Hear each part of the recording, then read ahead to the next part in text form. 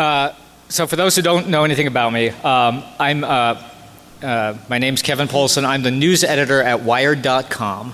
It's the website of Wired magazine. I've been there for about 6-7 years.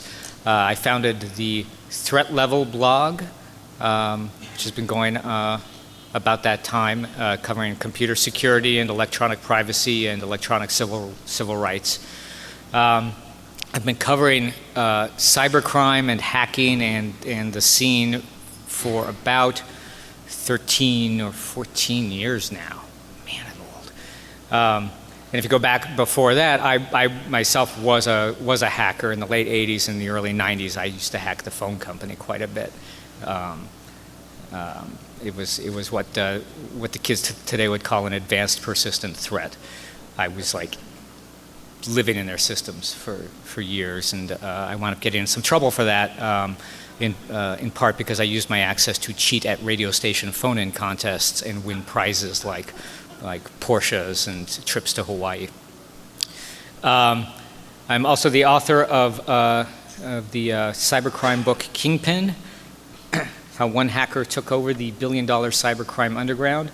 This is about Max Vision, a one-time white hat hacker who did a lot of work around the Snort IDS, who went bad, wound up getting into the carding scene and then taking over a huge chunk of the underground, fighting with feds and Eastern European hackers and making a lot of money. It is for sale at the DEFCON bookstore in the vendor room. So if anybody's come with any questions, go ahead and raise your hand now. And if not, I'm going to present a menu of options. I'm going to offer 3 options. I could talk a bit about my past. I could talk about my book. Or I could talk about the Bradley Manning case and how we came to break the story of his arrest. So for option number 1, my criminal past, show of hands. Yeah, always goes this way. I'll go through the motions anyway. My best-selling cybercrime book. All right, and the Bradley Manning case. Oh. Okay, let me see my criminal past again. I want to be fair. My criminal past. Okay, I'll start with that anyway. So, I got started in the when I was a teenager in the early '80s. Hacking the phone company without a computer, so they called it phone freaking back then. Are there any phone freaks out there in the audience? Oh, yeah, keep the fires burning, man. So it was a lot of social engineering and a lot of some electronics. Eventually, I got a computer, started hacking, doing some rudimentary hacking into telephone company systems, like Cosmos was my first one. And then I got diverted from the whole phone freaking thing when I picked up a dial-up on a BBS for what turned out to be a system at UCLA used by graduate students. I guessed a password, which was an easy thing to do back then, and got into a Unix shell for the first time, and got very excited and learned the man command, and then from there started figuring out what Unix was and how everything worked, and then I discovered the telnet command and realized that this computer was on something called the ARPANET. From there I just went nuts and started hopping all around the ARPANET and doing one university machine after another. I think there were a couple defense contractors. It was a very exciting time. I wound up getting traced, in part because I wasn't really doing anything to cover my tracks. I was 17, I think, when they knocked on my door and they did the usual come in, take out all of your computers and sit down with you and give you a tough talking to. And but in the end, there's never an actual prosecution of me. But I had a buddy that I was working with who was older, and he wound up being the first person prosecuted under the California state computer crime laws. So after that, I went straight for a while, and I wound up dropping out of junior college in order to take a job at a defense contractor in Northern California called SRI International, where I worked as a general systems guy, fixing stuff and writing shell scripts and doing backups and system administration stuff. While there, my boss at SRI turned out to be a former phone freak himself, who had never gotten caught.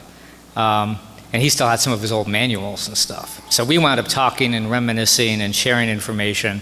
And then with him, it was kind of like a couple old alcoholic friends getting together. We naturally kind of gravitated back into it. And I did a lot more serious phone hacking, still just fun and games at that point, all recreational. Got caught again, this time because I was collecting old phone equipment, some of it which I took out of central offices. They were decommissioning their old step-by-step equipment and replacing them with ESSs. And so as they decommissioned the old gear and marked it for scrap or tore it out, I was salvaging some of it in the middle of the night. And leaving it in the storage locker, I got behind on the bill, and they cracked it open, and they said, well, this doesn't look right, and they called the phone company. And anyway, so that got ugly.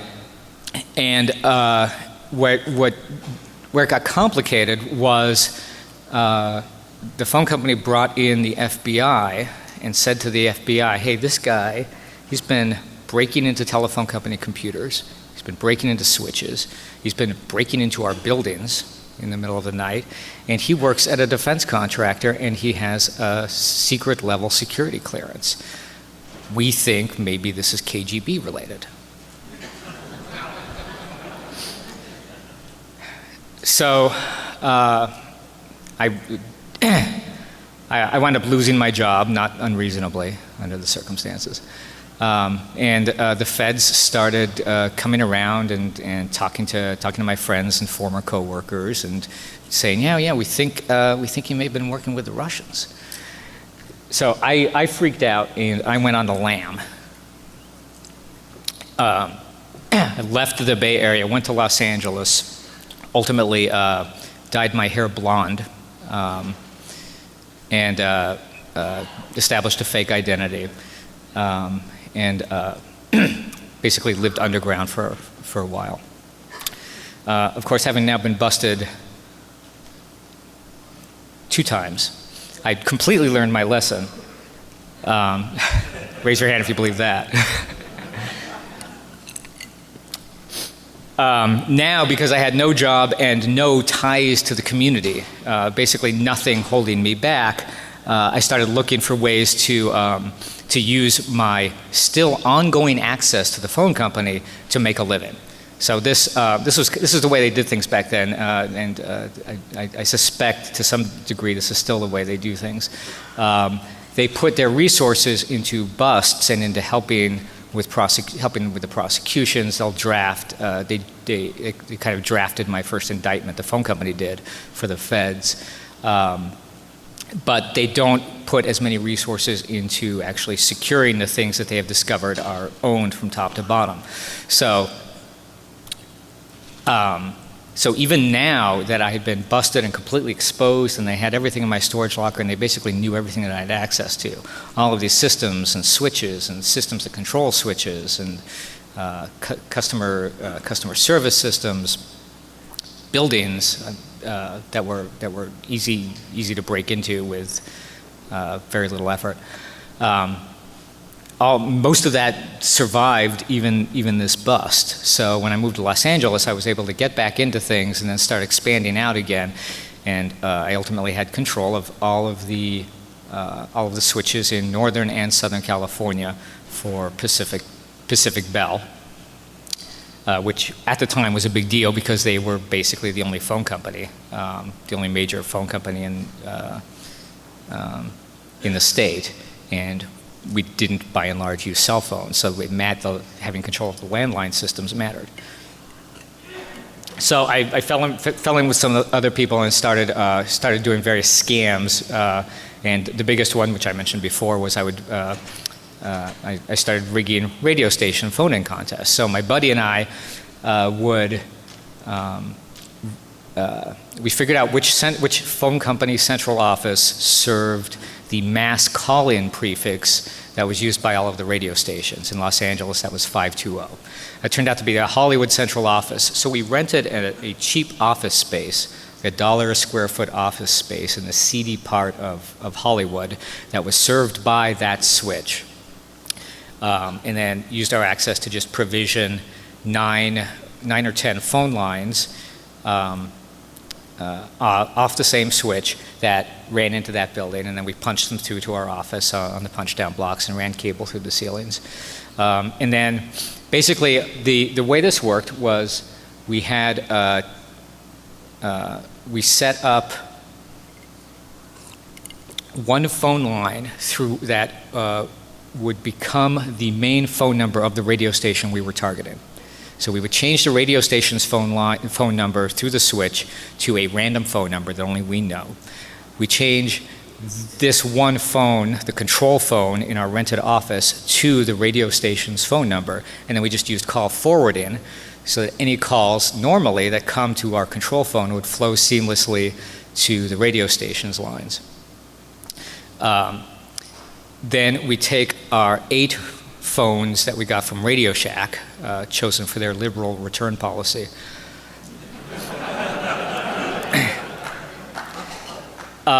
Each of these phones were set up with a custom calling service that they called hotline service, I believe. Basically, you could program this phone. When you pick it up, it calls a pre-programmed phone number.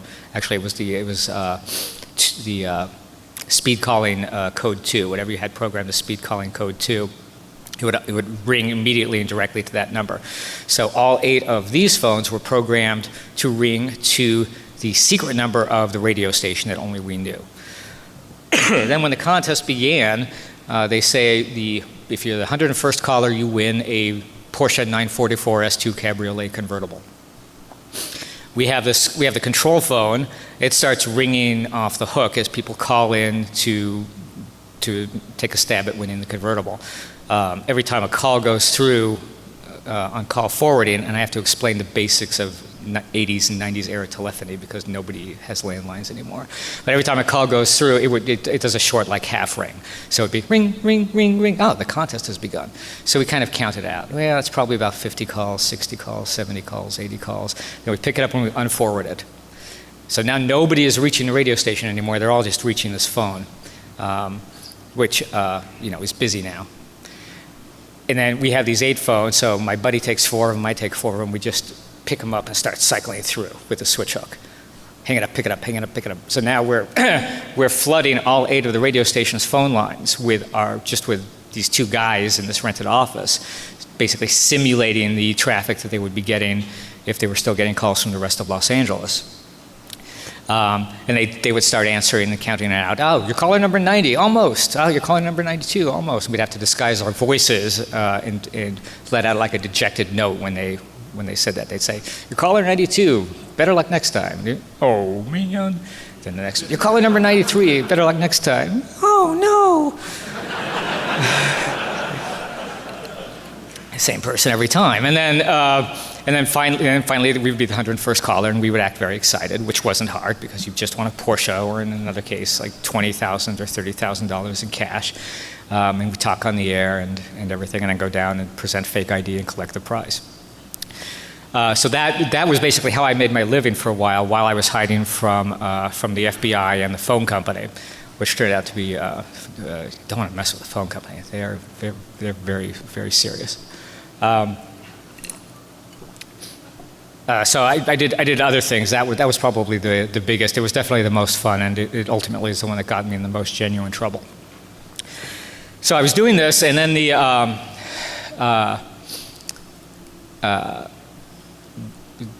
the feds, while I was doing all of this in LA, the feds had no idea where I was or what I was doing. They were still working their case in Northern California based on what they had found in that storage locker and in my home. So they finally unsealed an indictment and started actively, publicly looking for me.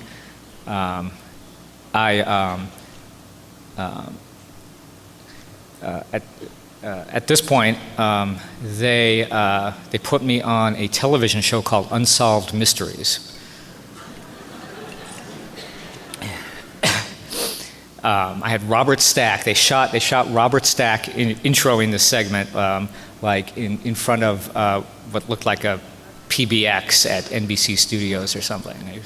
And he called me a computer genius run amok. Of course, he said it as Robert Stack. So, imagine a computer genius run amok. Or was that Richard Nixon? Anyway.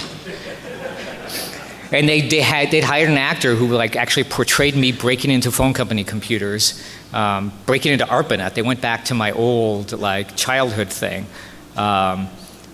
Showed him like trying a password, and he gets frustrated when it doesn't work, and he goes, and he puts it in again, and breaking into phone company buildings and generally acting nerdy. It wasn't a bad performance. But they didn't have my current picture with my hair dyed a Julian Assange white. They had an old picture with me, with brown hair. Plus, I had gone through like I'd filled out a little bit. I'd gotten a little bit older. So I was on Unsolved Mysteries, and even though at this point the Fed suspected I was in LA and they said so on the show, nobody phoned in any tips on me. I'm sorry? They did have problems with their phones, yeah.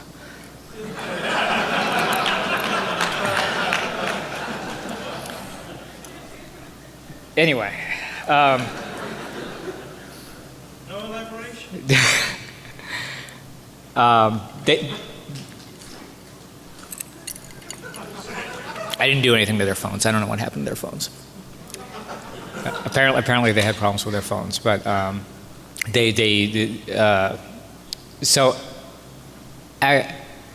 where was I? Robert Stack, yeah. Nixon.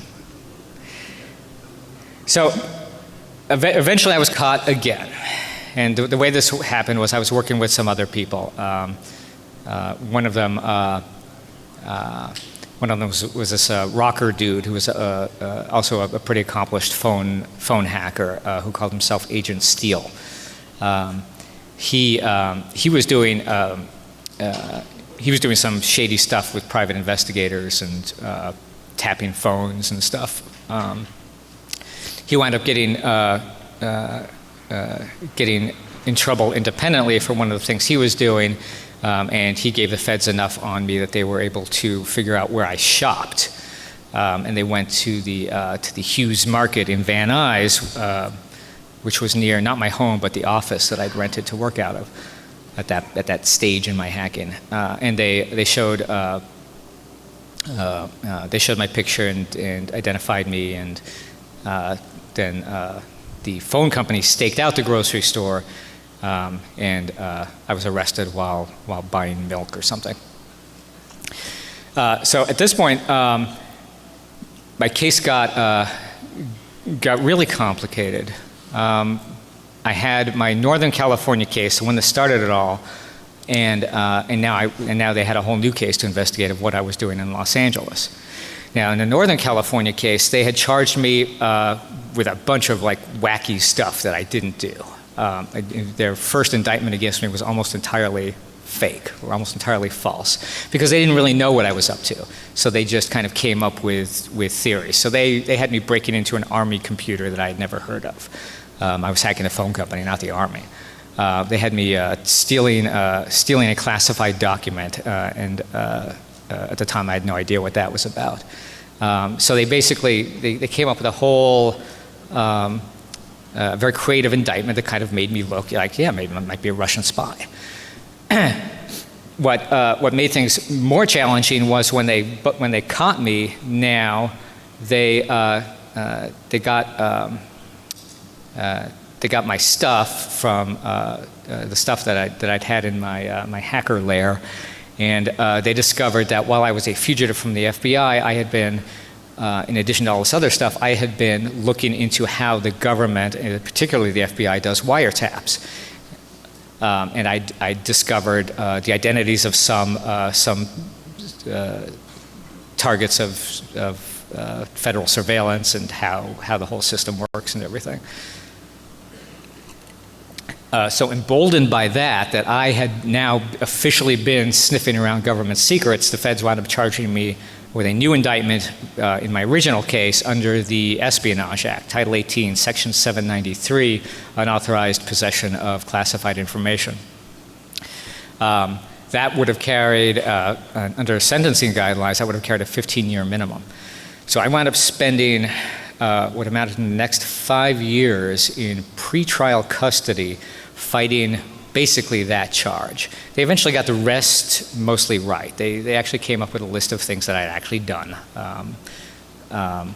But they stuck by this one charge, this very serious charge, and it took us a long time to figure out what their evidence was and what their theory was and what had actually happened.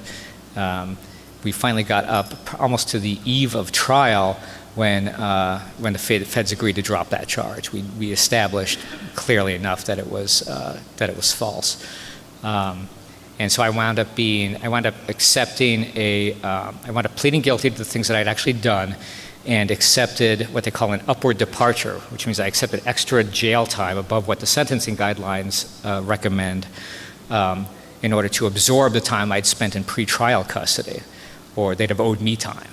I'd have had a free felony when I got out. And so then I got out, and I was on a federal supervised release for 3 years after that.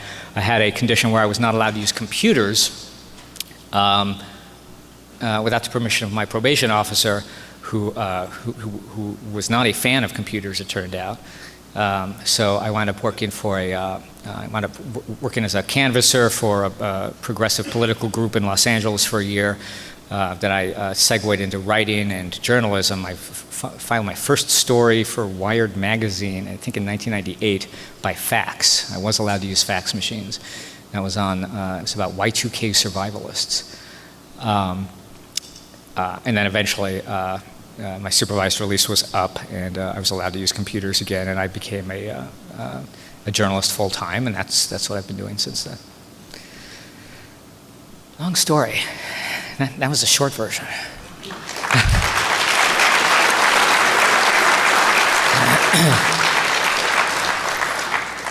Thank you. Thanks, Sadie. Are there any questions? I'm sorry, sir? No. I actually drove the car for a little bit, and then I sold it on consignment because I needed money. They did take all my money for what that's worth. Yes, sir.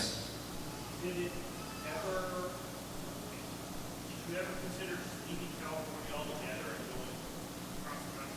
Okay, this is the question. Did I ever consider leaving California altogether and going across the country? I did consider that, and I think this might be part of the hacker mindset. I wanted to solve the problem, not run away from it. So I thought staying in the thick of things. I grew up in Los Angeles, so I knew it well. I knew all the frequencies that the feds used, so I could listen to them on my scanner when they weren't encrypted, and they didn't use a lot of encryption back then. I knew, again, all about how FBI wiretaps work and all about how phone company wiretaps work. I was able to spot them as they went in. That actually saved me at one point. So I thought, better to stay in your own backyard. Like, stay in the arena where you know the playing field, and you can win there. It didn't work out that way, but. That was my feeling, yeah. So that's why I did not truly go on the lam, and I just hung around until it was too late.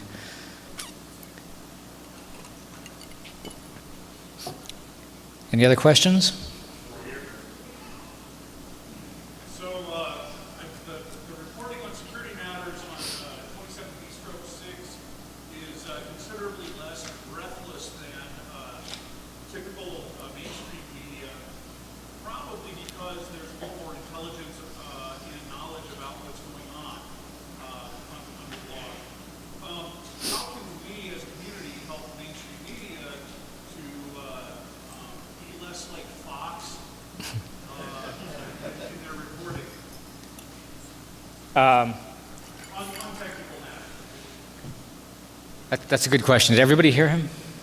Okay, so the question was, first, he correctly used the original name of my blog, 27B/6. Thank you.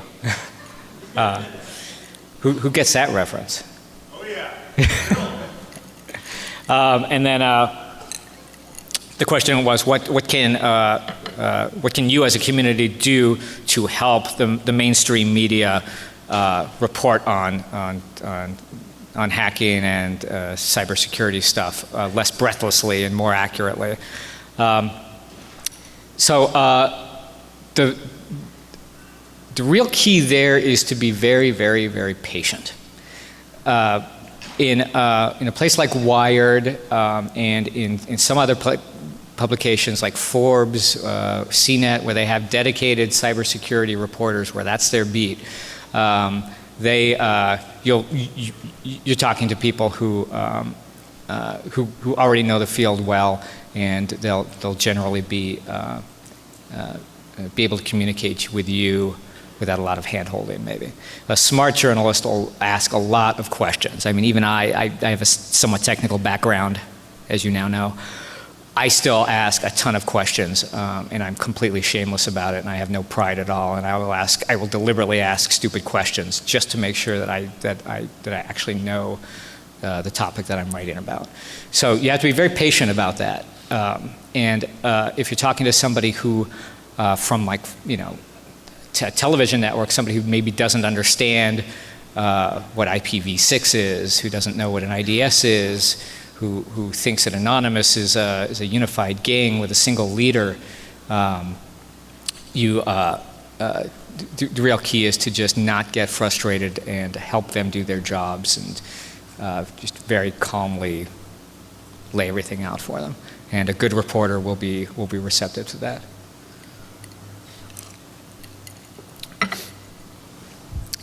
Any other questions? Man, this place is big. Yes, sir. Yeah, I actually have three if you're willing. Yeah. First one's easy. What year was it that you were arrested? 1991. The question is, what year was I arrested? Can I keep going? Yeah. Second one is, the radio station ever start to get flies at any point? Were you worried about that at any point? No.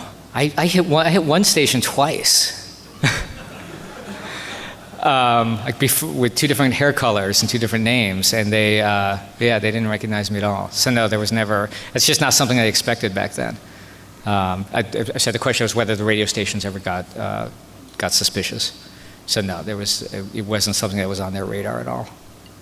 Final question is, in 2008, Tom Cruise, Church of Scientology video went up, Wired defended it, and kept it on there, so they were kind of cease and desist. Do you have any insight into what all inspired that decision? Was it just like a First Amendment kind of thing, or did you know the back history of the office? 2008. 2009. The Tom Cruise video. Did we get a cease and desist? Huh. Okay. Yeah, I don't even remember that. You even were like, I mean, you as a Wired were like, we're not taking this down under any circumstances. This is news. Okay. I hate to say this, and I've never said this before, but I think it's possible you've confused Wired with Gawker. Yeah, we've posted stuff that there's been legal controversy over. When the EFF sued over the NSA's warrantless surveillance, we posted the leaked documents from AT&T that showed what appeared to be a wiretap of AT&T backbones running into a secure room at the Folsom Street central office in San Francisco. So there was some gnashing of teeth by AT&T in court documents over that when we published that material. So we've been in that situation a bunch of times. We've always been pretty fearless about posting material like that. We posted the Bradley Manning chat logs eventually. And the reason, of course, is that we're part of Condé Nast, which is a vast publishing empire with lawyers who are standing by and have a good First Amendment ethic. So they've always supported us. They'll look at it and they'll support us when they can. And if you send us a cease and desist, we don't get scared. We just send it to our lawyers in New York and let them handle it. Yes, sir. What drew you to write about Iceman, and do you see more CIs turning rogue? More CIs turning rogue? Okay. So the question was what drew me into writing about Iceman, and do I see more confidential informants going rogue? That's a reference to my best-selling book, Kingpin. How one hacker took over the billion-dollar cybercrime underground.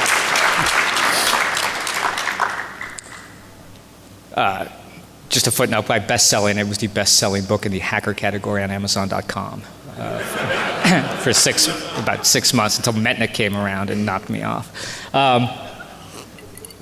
So thank you for that question. So I'd been, the book is about, if you haven't read it yet, the book is about a white hat hacker named Max Vision, who was very active in this community in the 90s. He created a free open source repository of intrusion detection signatures called Arachnids, that a lot of people credit with being playing a key role in the growth of Snort. He was he did a lot of pen testing. He volunteered his time and did pen testing services for free for charities. He was generally a good guy, but he had an impulsive streak, and in I guess it was 96, 98, he saw that there was a new vulnerability announced by CERT in the bind name server daemon that was a buffer overflow that people were not taking seriously and they weren't patching. So he wrote a script that scanned a vast swath of the internet's IP space looking for vulnerable bind installations, exploited the hole, went onto the system, and patched the system in order to secure this vulnerability. He thought he was doing a public service.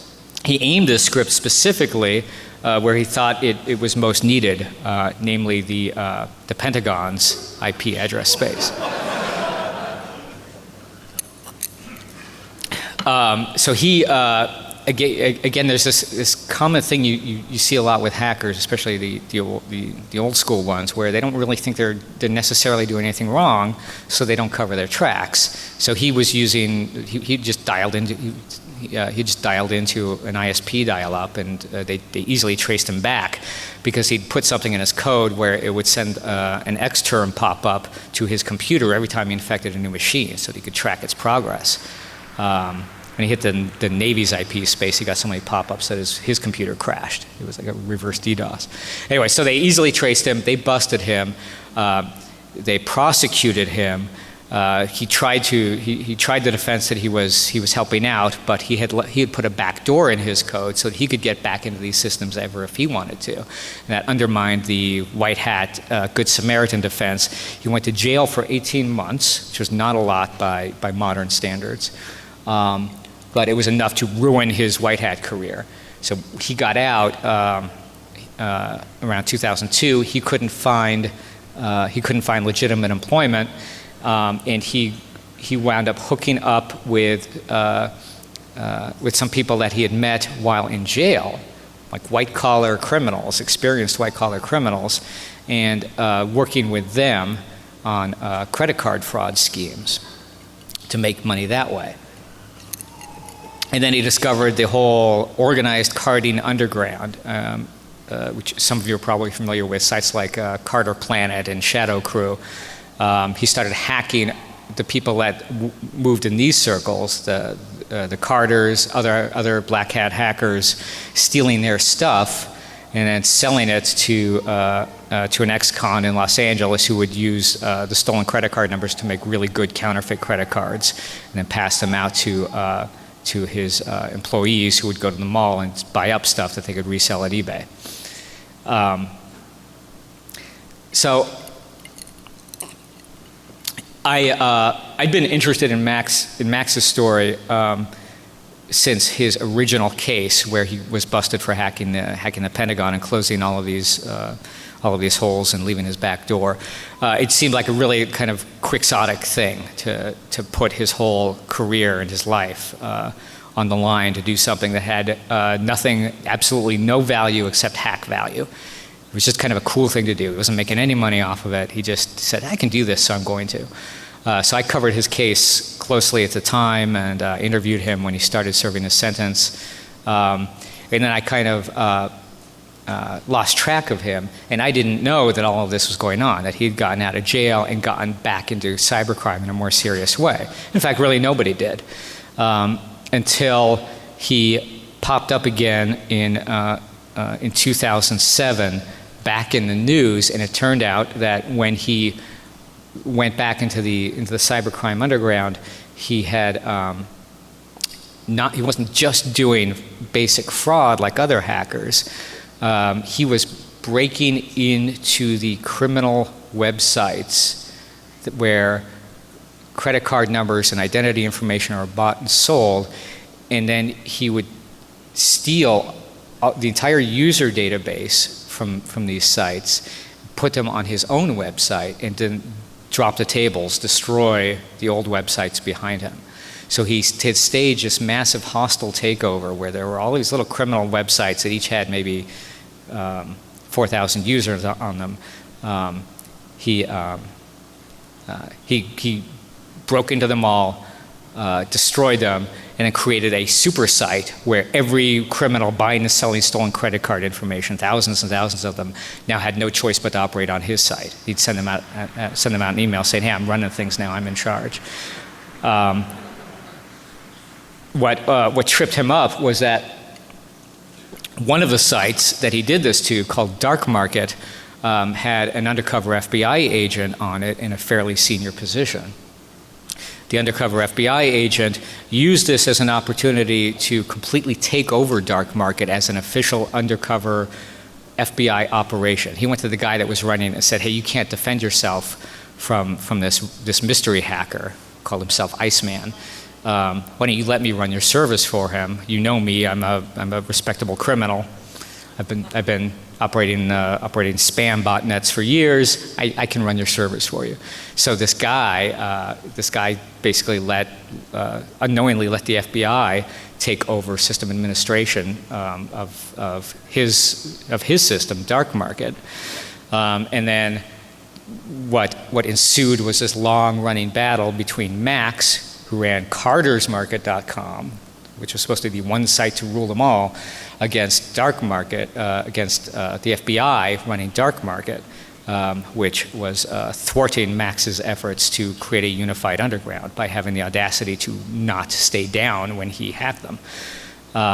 So Max eventually found out that Dark Market was an undercover FBI agent operation. He tried to expose the FBI agent that was running it. Nobody believed him because he had hacked them already, so they thought now he's just making up stuff about them. The feds cultivated some informants and made some busts in Max's circle and kind of busted their way up. Did some various electronic surveillance methods, and then they eventually caught him and discovered, yes, this is Max Vision, who we've busted before. So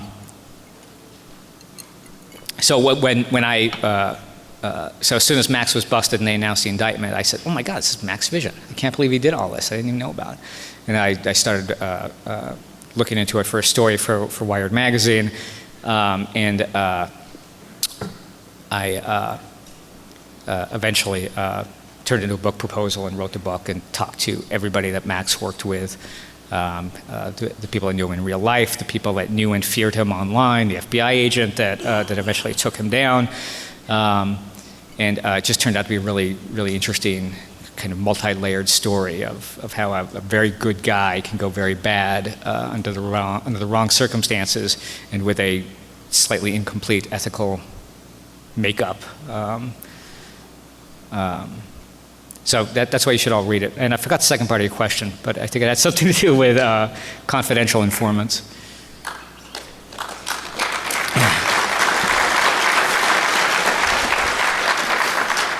Well, thank you for that. I thought I was utterly incoherent. I'm sorry? That's what we like. Okay, yeah, so the second part was whether a lot of confidential informants are turning. Max had helped the FBI back in his white hat days, but he wasn't really an informant. He was more of a consultant. He told them what the latest vulnerabilities were. He basically helped them interpret bug track. But that made them all the more angry when they caught him hacking the Pentagon systems. Like they thought, you know, he's supposed to be working with us, not hacking us. There are, but to the broader question, we're definitely seeing a lot, almost every case now where the FBI or the Secret Service gets a major hacker busts, there are informants involved. And sometimes it's the ringleader of the operation who's an informant. And they'll be working for the feds for a long time under the feds' control while the feds build cases against everybody in their gang. So we saw this with the TJ Maxx hacker, Albert Gonzalez, probably the biggest credit card hacker in history, perhaps a title he may very well hold forever because the companies have gotten more secure. He was busted. He was an informant for the Secret Service. He brought down something like 17 people. And then while on the Secret Service's payroll, he staged all of these break-ins to major brick and mortar retailers like Office Max and TJ Maxx and Dave and Buster's, and he stole oodles of credit card numbers. Then when he got busted for that, he became an informant again and turned in everybody or helped the feds prosecute everybody that he'd been working with. More recently, of course, we know that the leader of LulzSec, Sabu, was a federal informant during the latter part of his career while he was still leading LulzSec. So this is a constant tension. The feds rely heavily on informants in the cyberspace because they're still playing catch up on the technology. But people, as it has always been, have been the weak link in hackers. Relationships and loyalty, that's what the feds go after. And that's still working for them. But then the downside of that is when they, if you have the moral weakness to turn on your friends and set them up for prison sentences, then you're just as likely to do the same thing to the feds. And so we see the feds get betrayed again and again and again by some of the most trusted informants playing both sides of the coin. One of the informants that helped bring down Max picked up a case while doing that, he picked up another case for using Max's stolen credit card numbers to make counterfeit credit cards and go out and buy stuff on the side. So he'd go to the Secret Service's office, have incriminating chats with Max. Then when he knocked off for the day, he'd take some of Max's credit cards and go to the mall and buy some stuff. So he got a whole new conviction out of that. So it's that's an issue that they'll probably be struggling with forever.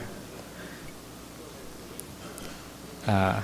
Can you talk about how you set up money drops and in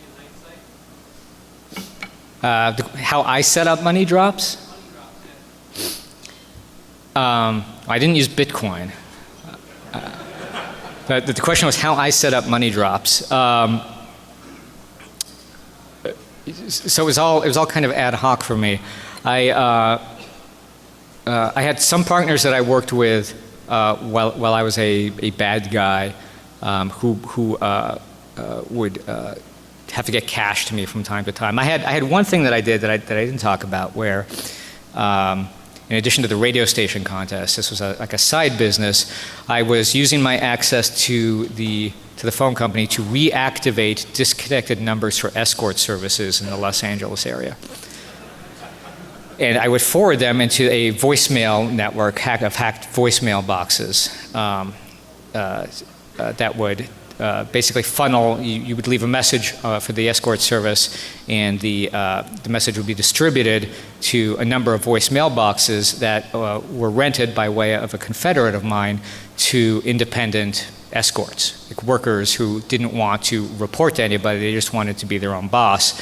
They could plug into this, what wound up being a vast network of 30 or 40 well-placed Yellow Page ad numbers, and get the messages and then decide if they want to call back a customer and take the call or whatever.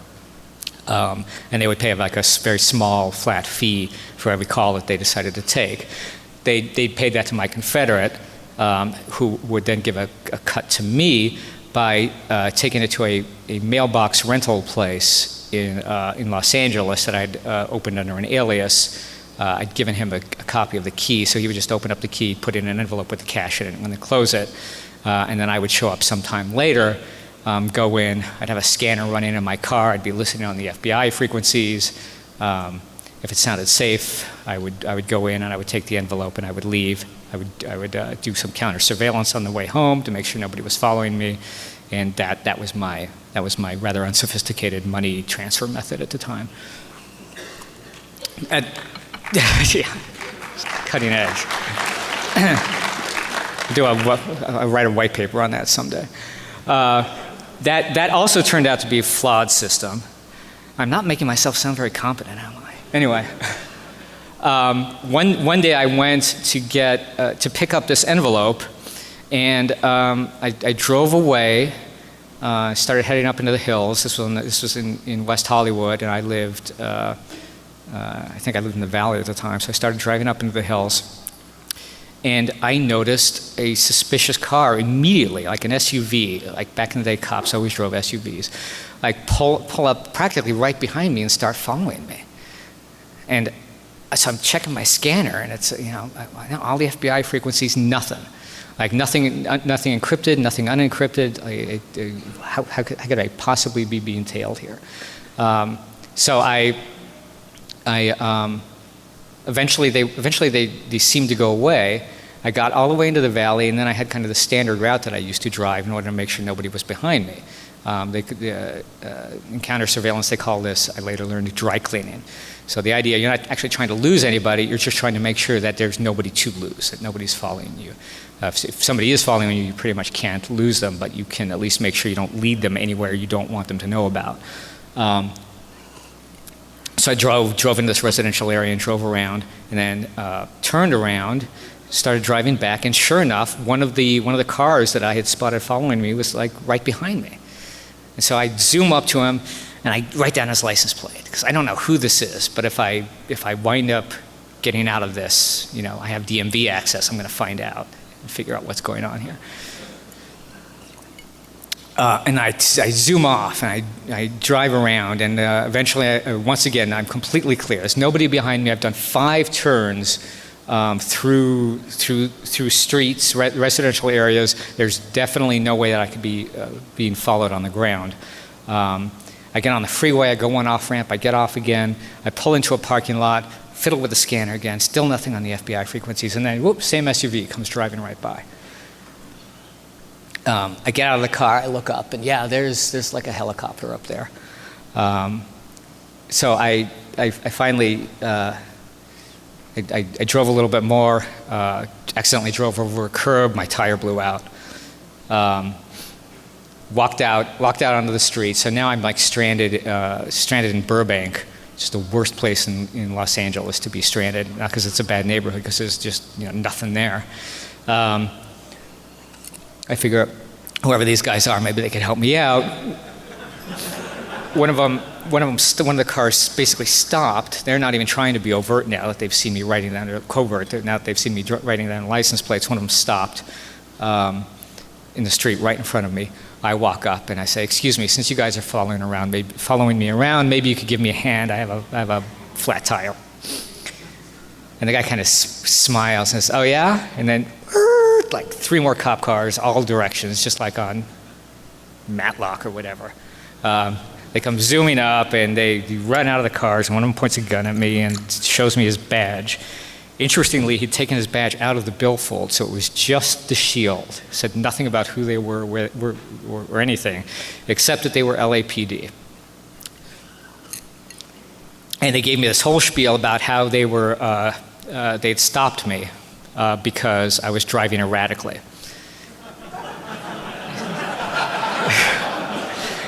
Driving erratically because you guys were following me. And they would not, it was the weirdest thing, they would not admit that they'd been following me or tell me anything about where in the LAPD they worked or anything. They wound up taking me into custody at Parker Center. They took my fake ID. They asked me a bunch of questions. Where do you work? What do you do? Why were you driving so erratically? They found the scanner in my car. They asked why I had a scanner in my car. I don't even remember what I answered to that. They fingerprinted me. I was a fugitive from the FBI at this point. But for whatever reason, and I had nothing to do with this, but for whatever reason, they didn't get a match. Like they had my prints, the FBI had my prints, but there was no match. So they let me go. And eventually, through more investigation and some lucky breaks, I figured out who these guys were. They were with the LAPD's Administrative Vice Unit. And they weren't looking for Kevin Poulsen. They were looking for the guy who was reactivating escort service Yellow Page numbers. Because it turns out all of these disconnected numbers in Yellow Pages all around LA and Orange County, they'd all been disconnected by court order. These were services that had gotten busted for prostitution, and as part of that, there's a court order that disconnects the numbers and leaves all this prime Yellow Page real estate unused, and that's what I had been meddling in for the sake of these independent contractors and myself, and so they then figured out who I was shortly after I figured out who they were. Because they'd been working with a phone company. They'd been working with a phone cop on the question of how these numbers were getting reconnected. The phone cop, just on a hunch, said, "Boy, you know, this guy, he doesn't seem to work for us." That was their first theory. It must be a phone company insider. But after they had me in custody, they decided that wasn't the case. And eventually he just called up to his Northern California office and said, "Hey, can you send me a picture of Kevin Poulsen?" Just a hunch. And they sent him down a picture. He said, "That's the guy. We had Kevin Poulsen. We let him go. He's wanted by the FBI. He's been on Unsolved Mysteries."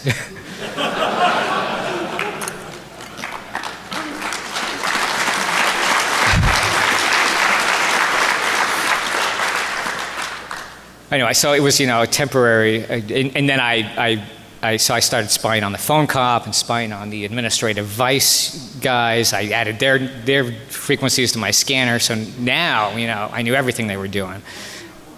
It was just a whole other sequence of fun and games until, of course, you already know how the story ends. I got busted anyway. So I'll take, I'm told I'm wrapping it up. I'll take one more question if there is one. Yeah, the guy in the EFF shirt. Wait, that's 30 people. Yes, sir. Quick question, we gotta run. Quick question. What could I have done better? There's a lot of context there, but so rather than go into it, I'll just give you a quick answer. The only thing that I would do differently in there is I would have written something from the start explaining the genesis of the story. From my point of view. There was some discussion about doing that at the time, but I found those kind of things to be always kind of egotistical for reporters. You prefer to write as a fly on the wall instead of saying, how did I get this great story? In this case, it probably would have been helpful to subsequent discourse if I had just written like a first-person account, maybe a day or two later, saying, here's how the story unfolded. All right, thank you, everybody.